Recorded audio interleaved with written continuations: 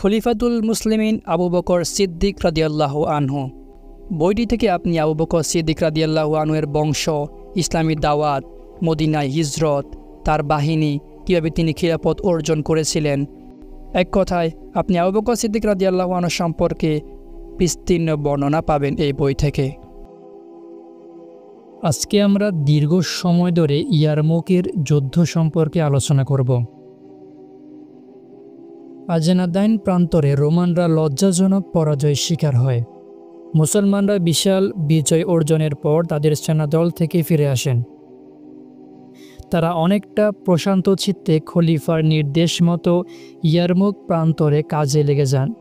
এদিকে রোমান বাহিনী তাদের জেনারেল থিওডোরের নেতৃত্বে সক্রিয় হয়ে ওঠে।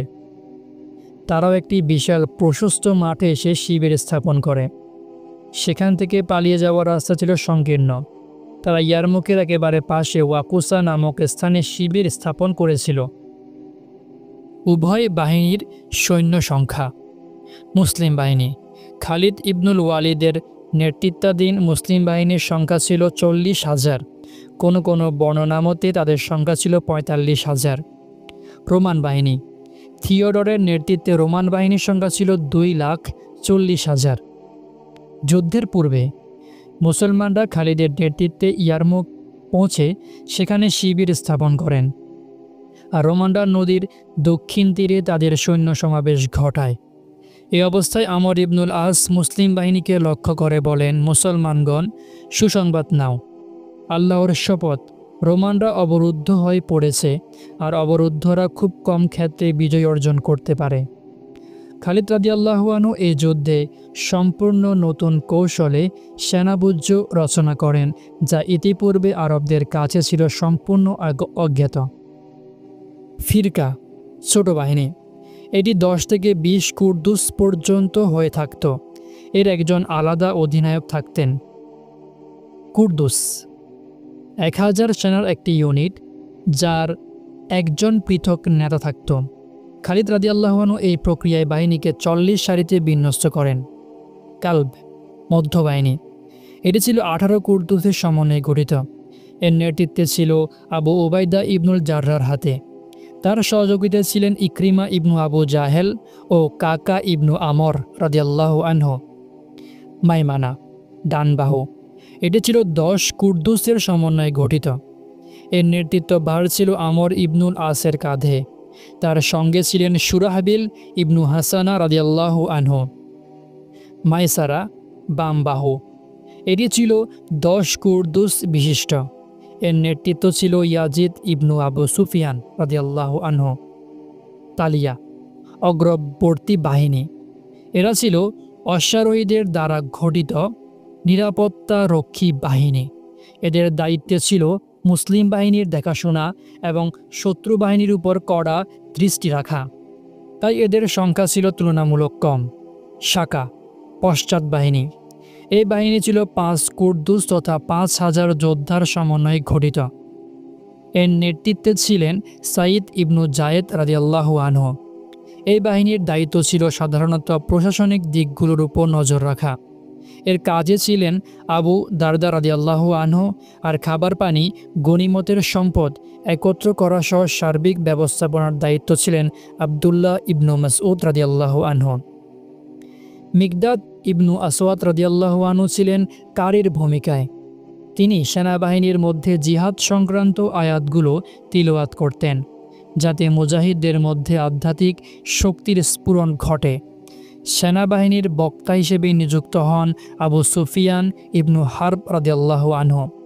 তিনি প্রত্যেক সারিতে গিয়ে সেনাবাহিনীকে উদ্দীপ্ত করতেন, আর সেনাপতি খালিদ ইবনুল ওয়ালিদ রাদিয়াল্লাহু আনহু বড় বড় সাহাবীদের নিয়ে সেনাবাহিনীর ঠিক মধ্যখানে অবস্থান করছিলেন। মুসলিম বাহিনী খালিদের নেতৃত্বে তাদের প্রস্তুতি সেরে নিয়েছিল। প্রত্যেক নেতা স্ব স্ব সেনাদলের সামনে উপস্থিত হয়ে জিহাদের ব্যাপারে তাদের উৎসাহিত করতে থাকেন। মুসলিম বাহিনীর নেতৃবৃন্দ জানতেন এই যুদ্ধ এক বিশাল প্রতিফল বহন করতে যাচ্ছে। এটি হবে ইতিহাসের মোড় নির্ধারণী এক যুদ্ধ। রোমান বাহিনীও মনে করেছিল এই যুদ্ধের পরাজয় হবে পুরো শাম অঞ্চলের পরাজয়। যদি আমরা যুদ্ধ হেরে যাই তাহলে শামের সব দরজা মুসলমানের জন্য খুলে যাবে। তাদের সামনে আর কোনো প্রতিবন্ধকতা বাধা হয়ে দাঁড়াবে না। তখন তাদের জন্য এশিয়া ইউরোপ বিজয় একেবারে সহজ হয়ে যাবে। ইমানি প্রস্তুতি। ইমান ও কুফরের বাহিনী যখন পরস্পর মুখোমুখি হয় তখন একে অন্যকে দ্বৈরথ্যের আহ্বান জানায়। এমতো অবস্থায় আবু উবাইদা রাদিয়াল্লাহু আনহু মুসলমানদের উপদেশ দিয়ে বলেছিলেন, আল্লাহর বান্দাগণ, আল্লাহর দ্বীনের সাহায্য করো, আল্লাহ তোমাদের সাহায্য করবেন। মুসলমানগণ ধৈর্য সহকারে কাজ করো। ধৈর্য হচ্ছে কুফর থেকে মুক্তি এবং আল্লাহর সন্তুষ্টি অর্জনের মাধ্যম, লজ্জা, পরাজয় ও বিনাশের কারণ। নিজেদের সারি থেকে পিছু হটবে না, আগে বেড়ে শত্রুর উপর হামলা করবে না, বর্ষাগুলো সঠিক আঙ্গিকে ধরে রেখে ঢাল দিয়ে নিজেকে বাঁচিয়ে রাখবে, নীরবতা অবলম্বন করবে, মনে মনে আল্লাহর জিকির করতে থাকবে। আমি নির্দেশ দেওয়ার পরই তোমরা যুদ্ধে ঝাঁপিয়ে পড়বে। এরপর সাহাবী মুআজ ইবনু জাবাল রাদিয়াল্লাহু আনহু লোকজনকে উপদেশ স্বরূপ বলেন, কোরআনধারী মুসলমানগণ, আল্লাহর কিতাবের হিফাজতকারীরা, হিদায়াতের সাহায্যকারীরা, হকের দরজাধারীরা। আল্লাহর রহমত ও জান্নাত কেবল আশা আকাঙ্ক্ষার মাধ্যমে অর্জিত হয় না। আল্লাহ তার সুমহান রহমত এবং সাহায্য কেবল সত্যবাদীদেরই দান করে থাকেন। তোমরা কি আল্লাহর ঘোষণা শুনোনি? তোমাদের মধ্যে যারা ঈমান আনে ও সৎকর্ম করে, আল্লাহ তাদের প্রতিশ্রুতি দিচ্ছেন তিনি অবশ্যই তাদের প্রতিনিধিত্ব দান করবেন, যেভাবে প্রতিনিধিত্ব দান করেছিলেন তাদের পূর্ববর্তীদের। আল্লাহ তোমাদের উপর রহম করুন। তোমাদের তিনি পলায়নকারী হিসেবে দেখছেন, এ থেকে লজ্জা অনুভব করো। তিনি ছাড়া তোমাদের সম্মান ও বিজয় দানকারী কেউ নেই। সাহাবী আমর ইবনুল আস রাদিয়াল্লাহু আনহু বলেছিলেন, মুসলমানগণ দৃষ্টি অবনত রাখবে, হাঁটু গেড়ে বসে থাকবে, বর্ষাগুলো সোজা রাখবে। শত্রুরা যখন হামলা চালাবে তাদের একটু ছাড় দেবে, যতক্ষণ না তারা তোমাদের বর্ষার পাল্লা এসে পৌঁছে। এরপর বাঘের মতো তাদের উপর ঝাঁপিয়ে পড়বে। শপথ সেই সত্তার যিনি সত্যকে ভালোবাসেন, যিনি প্রতিদান দেন, যিনি মিথ্যাকে অপছন্দ করেন এবং মিথ্যার জন্য শাস্তি নির্ধারণ করে রেখেছেন, যিনি ভালোর প্রতিদান ভালো দিয়েই করেন। আমি শুনেছি মুসলমানরা অচিরে একের পর এক বস্তি, একের পর এক মহল্লা করে জয় করবে। অতএব ওদের সৈন্যাধিক্য দেখে ভয় করবে না। তোমরা যদি দৃঢ় পদে যুদ্ধ করো তাহলে ওরা পাখির মতো উড়ে যাবে। সাহাবী আবু সুফিয়ান রাদিয়াল্লাহু আনহু বলেছিলেন, মুসলমানগণ, এই মুহূর্তে তোমরা পরিবার পরিজন এবং আমিরুল মুমিনীর পক্ষ থেকে পাঠানো সাহায্য বাহিনী থেকে দূরে অবস্থান করছ। আল্লাহর শপথ, তোমরা এমন এক বাহিনীর মোকাবিলায় দাঁড়িয়ে আছো যাদের সংখ্যা তোমাদের থেকে অনেক বেশি, যারা অত্যন্ত কঠিন প্রতিপক্ষ। তারা আছে নিজেদের সন্তানাদি এবং মালসামানার পাশে, নিজেদের দেশে। আল্লাহ তোমাদের তখনই সাহায্য করবেন যখন তোমাদের উপর সন্তুষ্ট হবেন, যখন তোমরা কঠিন অবস্থায় ধৈর্য ধারণ করবে, নিজেদের তরবারি দ্বারা নিজেদের হেফাজত করবে, একে অন্যকে সাহায্য করবে। এটাই তোমাদের জন্য মুক্তির মাধ্যম হতে পারে। এরপর তিনি মহিলাদের কাছে যান, তাদেরও যথাযথ উপদেশ দিয়ে বলেন, মুসলমানগণ, সেই জিনিস এসে গেছে যা তোমরা প্রত্যক্ষ করছ। শোনো, এই তো তোমাদের সামনে রাসূল সাল্লাল্লাহু আলাইহি ওয়াসাল্লাম এবং জান্নাত, তোমাদের সামনে রয়েছে শয়তান এবং জাহান্নাম। এরপর তিনি নিজের জায়গায় ফিরে যান। সেই মুহূর্তে আবু হুরায়রা রাদিয়াল্লাহু আনহু লোকজনকে উপদেশ স্বরূপ বলেছিলেন, হে লোকজন, আয়াতুল্লাহ হুর এবং জান্নাতের দিকে এগিয়ে চলো। তোমরা আজ যে জায়গায় দাঁড়িয়ে আছো সেই জায়গায় আল্লাহর কাছে সবচেয়ে প্রিয় স্থান। সাবধান, ধৈর্য ধারণকারীদের জন্য রয়েছে সবচেয়ে উঁচু অবস্থান। ইয়াজিদ ইবনু আবু সুফিয়ান প্রতিটি কুর্দুসে গিয়ে বলতেন, আল্লাহ আল্লাহ, তোমরা আরবদের পক্ষ থেকে প্রতিরোধকারী এবং ইসলামের সহায়তাকারী। তোমাদের শত্রুরা রোমের নিরাপত্তাকারী এবং শিরকের সাহায্যকারী। হে আল্লাহ, এটা তোমার দিন। আল্লাহ, তোমার বান্দাদের উপরে সাহায্য অবতরণ করো। আরবের জৈনক খ্রিস্টান খালিদ রাদিয়াল্লাহু আনহুকে লক্ষ্য করে বলেন, রোমানরা সংখ্যায় কতই না বেশি এবং মুসলমানরা কতই না কম। উত্তরে খালিদ বলেন, তোমরা ধ্বংস হোক। তুমি কি আমাকে রোমানদের সংখ্যাধিক্যের ভয় দেখাচ্ছ? আমাদের কাছে জনসংখ্যার কোনো মূল্য নেই। মূল লক্ষ্য তো হলো শত্রুকে পরাজয় এবং লজ্জা উপহার দেয়া এবং আল্লাহর বিজয় ও সাহায্য অর্জন করা। আল্লাহর শপথ, আমার তো মন চাইছে আজ যদি আমার আশকার মানে হচ্ছে খালিদের ঘোড়া, সুস্থ থাকতো আর শত্রুবাহিনী দ্বিগুণের চেয়ে বেশি থাকতো। তার মানে তার আশা ছিল শত্রুবাহিনী প্রায় 2,80,000 হতো। সুবহানাল্লাহ। মুয়াজ ইবনু জাবাল পাদ্রী এবং যাজকদের আওয়াজ শুনলে বলে ওঠেন, আল্লাহ শত্রুর পা টলিয়ে দেন, তাদের অন্তরগুলো সন্ত্রস্ত করে দেন, আমাদের উপর প্রশান্তি বর্ষণ করুন, তাওহীদের উপর আমাদের স্থির রাখুন, জিহাদ প্রিয়তম বৃত্তি বানিয়ে দিন এবং আপনার সিদ্ধান্ত আমাদের সন্তুষ্ট করে তুলুন।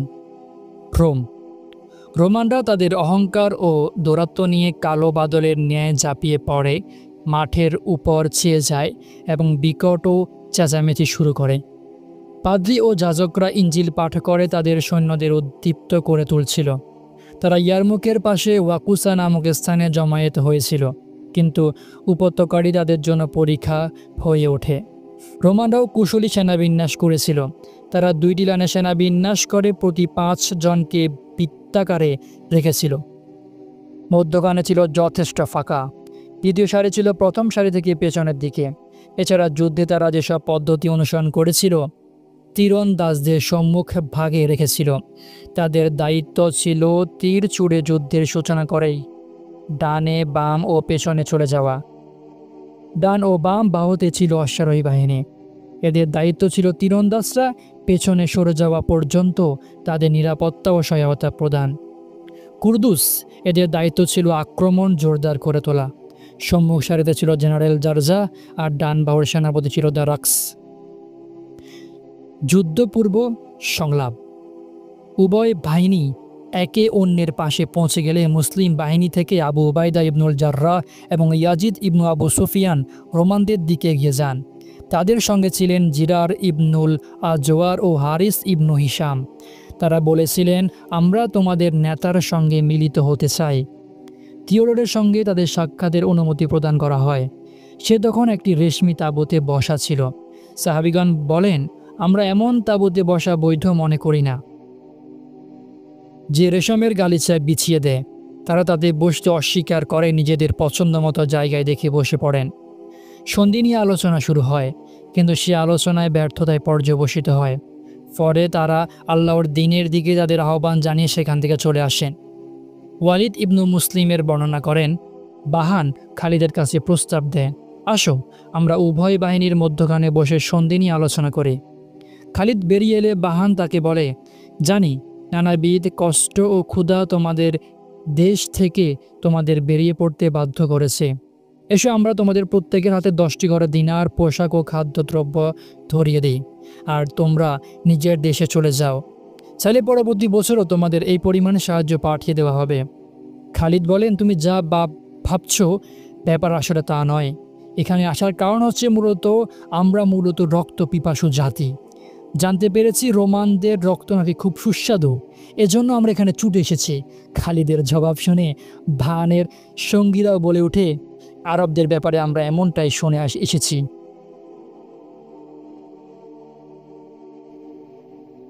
যুদ্ধের সূচনা। যুদ্ধ প্রস্তুতি সম্পূর্ণের পর খালিদ রাদিয়াল্লাহু আনহু মধ্যসারির উভয় বাহুতে নিযুক্ত ইকরিমা এবং কাকার দিকে এগিয়ে এসে তাদের আক্রমণ চালানোর নির্দেশ দেন। তারা উভয়ে তখন রণসঙ্গীত গেয়ে গেয়ে এগিয়ে যাচ্ছিলেন। মধ্য মাঠে পৌঁছে তারা দ্বৈত যুদ্ধের আহ্বান জানান। রোমান বাহাদুররা বেরিয়ে আসে। শুরু হয় তুমুল যুদ্ধ।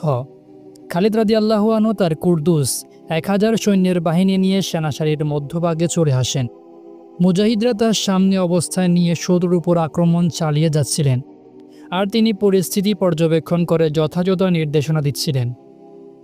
যুদ্ধ মাঠে রোমান সেনাপতি জারজাহর ইসলাম গ্রহণ। রোমান বাহিনীর বড় সেনাপতি জারজাহ বেরিয়ে এসে খালিদকে ডাক দেয়। তিনি তার পাশে চলে যান। এতটাই কাছে যান উভয়ের ঘোড়ার ঘাট পরস্পর মিলে যায়। জারজাহ তাকে বলে, খালিদ, আমি আপনাকে কিছু কথা জিজ্ঞেস করব। আপনি কি আমাকে সঠিক তথ্য দেবেন? দয়া করে মিথ্যা বলবেন না। মিথ্যা বলা একজন স্বাধীন মানুষের জন্য লজ্জার বিষয়। এছাড়া আমাকে ধোকায়ও ফেলবেন না। অভিজাত ব্যক্তিরা আল্লাহর দিকে নত লোকদের ধোঁকা দিতে পারে না। আল্লাহ কি আপনাদের নবীর কাছে আসমান থেকে কোনো তরবারি পাঠিয়েছেন যা তিনি আপনাকে দান করে গেছেন, যার ফলে আপনি কখনোই পরাজিত হন না? খালিদ: না। জারজা: তাহলে আপনার নাম সাইফুল্লাহ কেন? খালিদ: আল্লাহ আমাদের কাছে তার নবীকে পাঠিয়েছিলেন। তিনি দ্বীনের পথে আমাদের আহ্বান জানিয়েছিলেন। তখন আমাদের মধ্যে কিছু সংখ্যক মানুষ তার ডাকে সাড়া দিয়ে তার অনুসরণ করে, আর কিছু সংখ্যক তার ডাকে সাড়া না দিয়ে তাকে মিথ্যা প্রতিপাদন করে। এরপর আল্লাহ আমাদের হিদায়াত দেন, আমরা তার হাতে বায়াত হই। আল্লাহর নবী আমাকে লক্ষ্য করে বলেন, তুমি আল্লাহর তরবারির মধ্য থেকে একটি তরবারি, যা আল্লাহ মুশরিকদের উপর চাপিয়ে দিয়েছেন। তিনি আমার জন্য বিজয় ও সাহায্যের দোয়া করে গেছেন। এই কারণে আমার নাম হয়ে গেছে সাইফুল্লাহ। আমি মুসলমানদের মধ্যে মুশরিকদের উপর সবচেয়ে কঠোর। জারজা: আপনারা মানুষকে কিসের দিকে আহ্বান করেন? খালিদ: আমরা মানুষকে আল্লাহ ব্যতীত কোনো ইলাহ নেই এবং মুহাম্মদ সাল্লাল্লাহু আলাইহি ওয়াসাল্লাম আল্লাহর রাসূল, এই সাক্ষ্য প্রদানের আহ্বান জানাই এবং আল্লাহ রাসূল যা কিছু নিয়ে এসেছেন সেগুলো স্বীকার করার আহ্বান করে থাকে। জারজা: যারা আপনাদের দাওয়াত গ্রহণ করে না তাদের ব্যাপারে আপনাদের সিদ্ধান্ত কি? খালিদ: তারা জিজিয়া প্রদান করবে, আমরা তাদের নিরাপত্তা ভার গ্রহণ করব। জারজা: যদি তারা জিজিয়া দিতে রাজি না হয়? খালিদ: আমরা তাদের বিরুদ্ধে যুদ্ধ ঘোষণা করি। জারজা: আজ যদি কেউ আপনাদের দ্বীনে প্রবেশ করে তার অবস্থান কি হবে? খালিদ: আল্লাহ আমাদের উপর যা ফরজ করেছেন সেসব ব্যাপারে তার অবস্থান হবে ঠিক আমাদের মতো। আমাদের এখানে উঁচু নিচু, প্রথম ও শেষ এসবের কোনো ভেদাভেদ নেই। জারজা: আজ যে আপনাদের দ্বীনে প্রবেশ করবে সে কি আপনাদের সমান প্রতিদান পাবে? খালিদ: হ্যাঁ, বরং বেশি পাবে। জারজা: আপনাদের সমান হবে কিভাবে, অথচ আপনারা এই ব্যাপারে কতই না অগ্রগামী? খালিদ: আমরা এ দিন কবুল করেছি, নবীর হাতে বায়াত হয়েছি। তিনি যতদিন আমাদের মধ্যে জীবিত ছিলেন ততদিন তার কাছে ঐশী নির্দেশনা আসত। তিনি আমাদের সেই কিতাবের সংবাদ দিতেন, মুজিজা দেখাতেন। আমরা যারা তা দেখেছি শুনেছি, আমাদের জন্য তার আনুগত্য প্রদর্শন ও বায়াত গ্রহণ জরুরি ছিল। কিন্তু আমরা যা দেখেছি ও শুনেছি তোমরা তা তো দেখনি বা শুনোনি। তাই তোমাদের মধ্যে যারা নিষ্ঠ চিত্তে ইসলাম গ্রহণ করবে সে আমাদের থেকে উত্তম হিসেবে পরিগণিত হবে। জারজা চিৎকার দিয়ে বলে, আল্লাহর দোহাই, আপনি সত্য বলেছেন, আমাকে প্রতারিত করছেন না তো? খালিদ: আল্লাহর শপথ, আমি সত্য কথা বলেছি। তুমি আমাকে যে বিষয় জিজ্ঞেস করেছ এর উপর আল্লাহ সাক্ষী। এই কথা শুনে জারজা তার ঢাল গড়িয়ে খালিদের সঙ্গী হয়ে যায়। এরপর সে আবেদন করে, আমাকে ইসলাম শিক্ষা দিন। খালিদ তাকে সঙ্গে নিয়ে নিজের তাঁবুতে চলে আসেন, তাকে গোসল করার নির্দেশ দেন। এরপর তাকে 2 রাকাত সালাত পড়ান। জারজা খালিদের সঙ্গে চলে আসতেই রোমানদের আক্রমণ তীব্র করে তোলে। ফলে প্রথম দিকে মুসলমানদের পা টলতে শুরু করে।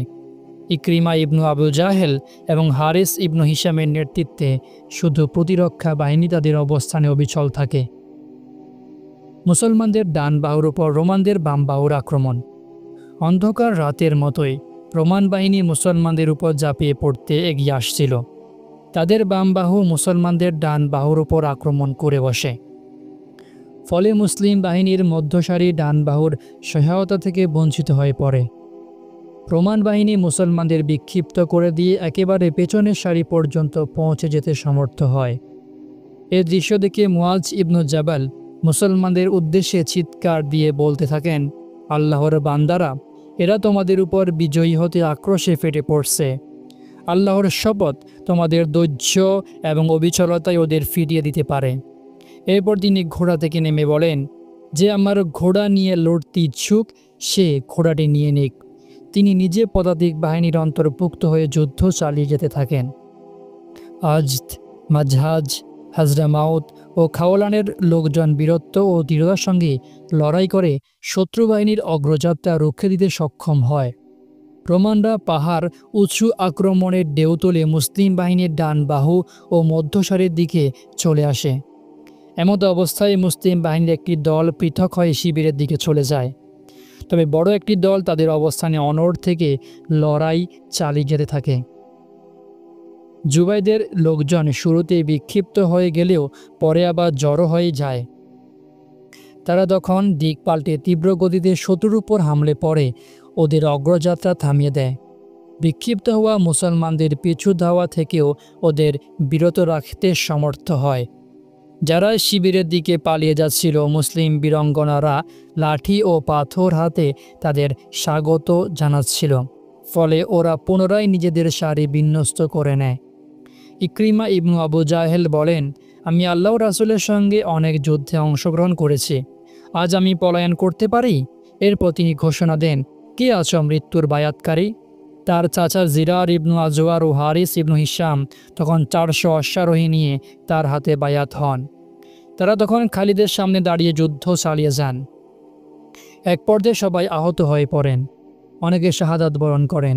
শহীদদের মধ্যে জিরার ইবনুল আজওয়ার ছিলেন একজন। ওয়াকিদি সহ কতিপয় ইতিহাসবিদের বর্ণনা রয়েছে, জিরার আহত হয়ে ঘোড়া থেকে পড়ে গেলে তিনি পানি পান করতে চাচ্ছিলেন। যখন তার কাছে পানি নিয়ে যাওয়া হয় তখন দেখতে পান আরেক আহত ব্যক্তি পানির দিকে কাতর চোখে তাকিয়ে আছে। তিনি পানিবাহীকে বলেন, আগে ওকে পান করিয়ে এসো। দ্বিতীয় ব্যক্তির কাছে নিয়ে যাওয়া হলে তিনিও অনুরূপ অবস্থা প্রত্যক্ষ করে বলেন, আগে ওকে পানি পান করিয়ে এসো। তৃতীয় ব্যক্তির ক্ষেত্রেও একই ঘটনা ঘটে।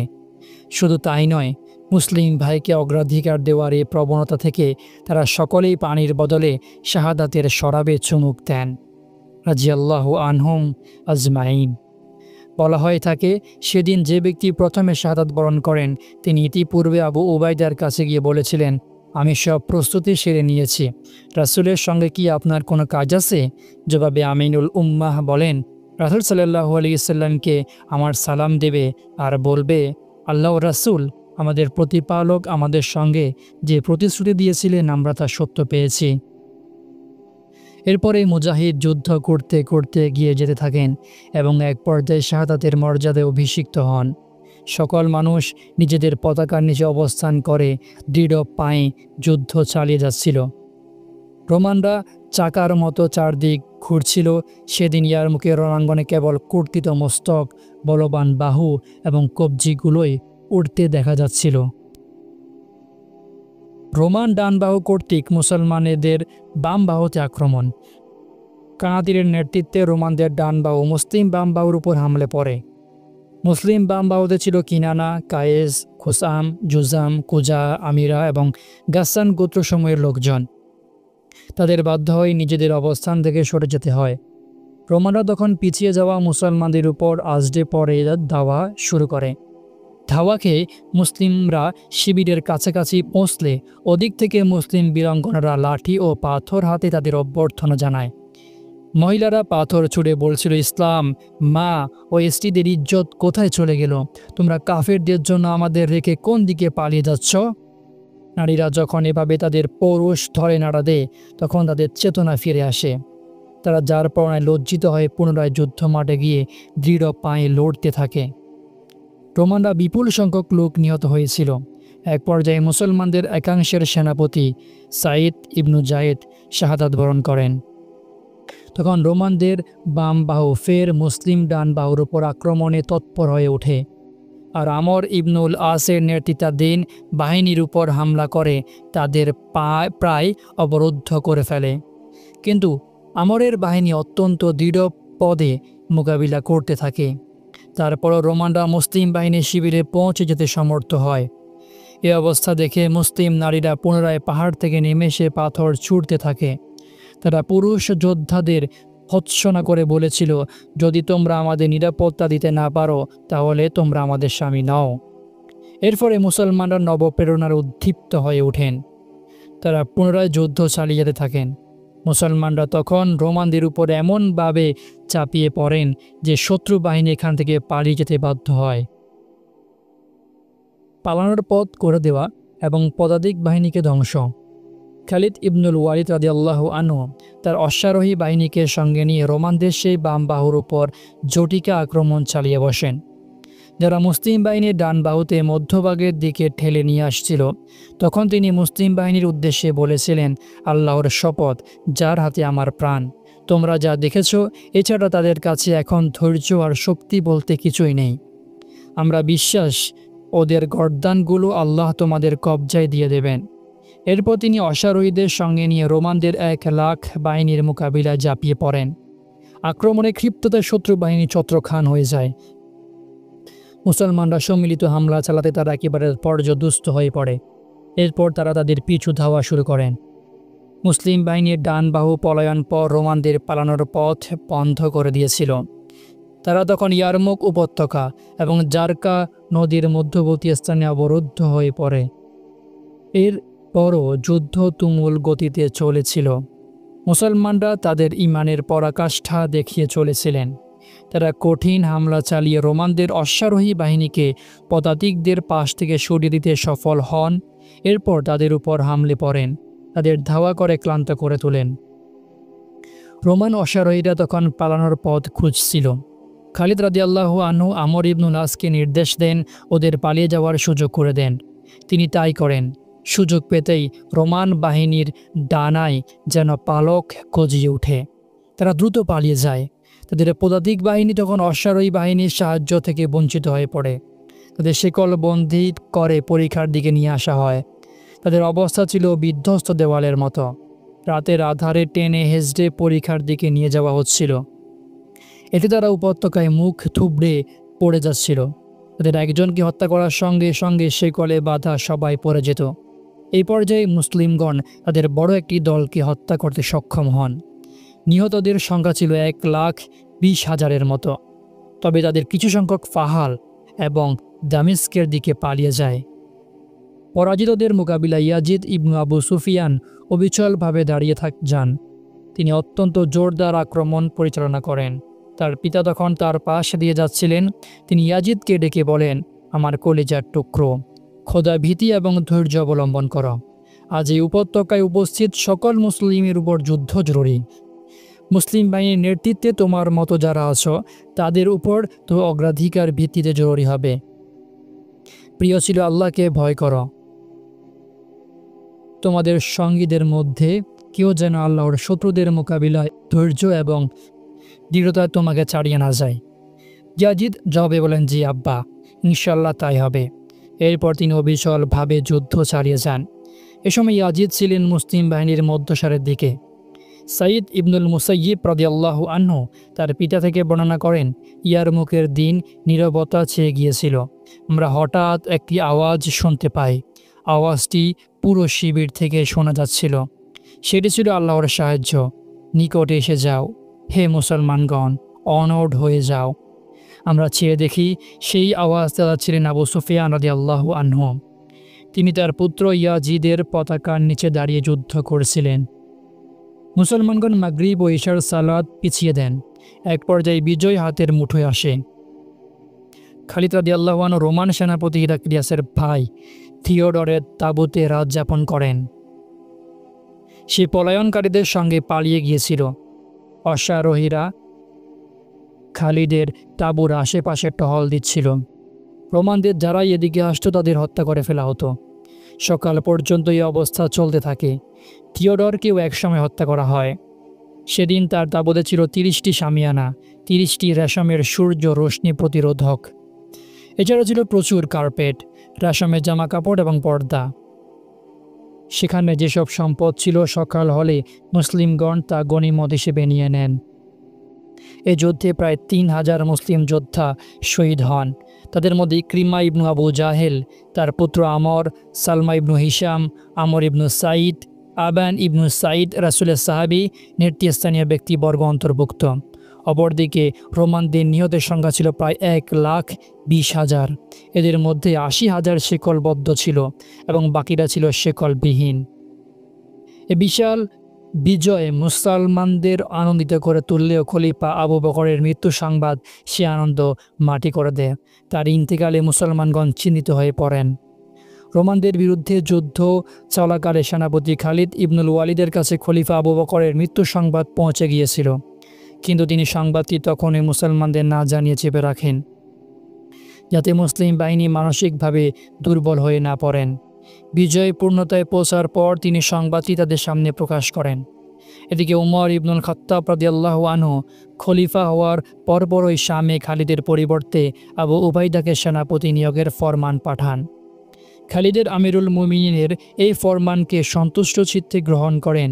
এরপর খলিফাতুর রাসূলের ইন্তেকালে মুসলমানদের পক্ষ থেকে শোক প্রকাশ করতে গিয়ে বলেন, সকল প্রশংসা আল্লাহর, যিনি আবু বকরকে মৃত্যু দান করেছেন। তিনি ছিলেন আমার কাছে উমর অপেক্ষা প্রিয়। সকল প্রশংসা আল্লাহর, যিনি উমর রাদিয়াল্লাহু আনহুকে খলিফা বানিয়েছেন। তিনি আবু বকর অপেক্ষা আমার কাছে ছিলেন অপ্রিয়, অথচ আল্লাহ আমার উপর তাকে পছন্দ করা জরুরি করে দিয়েছেন। এরপর খলিফা উমরের নির্দেশ মতো আবু উবাইদা রাদিয়াল্লাহু আনহু সেনাবাহিনীর নেতৃত্বভার গ্রহণ করেন। ইয়ারমুকের যুদ্ধ প্রসঙ্গে আরবের কবিতার মধ্যে কাকা ইবনু আমরের কবিতাগুলো হচ্ছে, দেখনি কি ইয়ারমুকে আমরা তেমনই বিজয় লাভ করেছি, যেমন বিজয় লাভ করেছি ইতিপূর্বে ইরাক ভূমিতে। কুমার ঘোড়ায় চড়ে মাদায়েন এবং মার্জ আজ সাফারের স্বাধীন এলাকাগুলো করেছি জয়। সেই বস্ত্রাও জয় করেছিলাম কারীদের কাছে, যে শহরের আঙিনায় পা রাখা ছিল নিষিদ্ধ। যারাই সামনে আসছিল তাদের হত্যা করেছিলাম, ধারালো তরবারির মাধ্যমে গনিমত কুড়িয়ে নিয়েছিলাম। আমরা ইয়ারমুকে রোমানদের হত্যা করেছিলাম, তারা আমাদের দুর্বলদের সমকক্ষতাও প্রদর্শন করতে পারেনি। আমরা ধারালো তরবারির মাধ্যমে ওয়াকুসা প্রান্তরে ওদের বাহিনীকে পর্যদস্ত করে দিয়েছিলাম। সেই ভোরে যখন ভিড় জমেছিল, তখন তারা এমন জিনিস আস্বাদন করে যা ছিল ভীষণ তিক্ত। যুদ্ধে শোচনীয় পরাজয়ের সংবাদ পেয়ে সম্রাট হিরাক্লিয়াস মানসিকভাবে বিপর্যস্ত হয়ে পড়ে। বেঁচে যাওয়া তার ভগ্ন মনোরথ সৈন্যরা অ্যান্তাকিয়ায় গিয়ে পৌঁছলে সে তাদের বলে ওঠে, তোমরা ধ্বংস হও। বলো দেখি, তোমরা যাদের মোকাবিলায় লড়েছিলে তারা কি তোমাদের মতোই মানুষ ছিল না? জি, অবশ্য ছিল। সংখ্যায় তোমরা বেশি ছিলে নাকি তারা? প্রতিটি জায়গায় আমরা তাদের কয়েক গুণ বেশি ছিলাম। তারপরও তোমরা পরাজিত কেন হলে? তখন তাদের এক প্রবীণ ব্যক্তি দাঁড়িয়ে বলতাকে, তারা বিজয়ী হয়েছে কারণ তারা দিনে থাকে রোজাদার আর রাতে থাকে আল্লাহর দরবারে দণ্ডায়মান। তারা অঙ্গীকার পূরণ করে, কল্যাণের দাওয়াত দেয় এবং অকল্যাণ ও অসত্য থেকে বিরত রাখে, একে অন্যের সঙ্গে ন্যায্য আচরণ করে।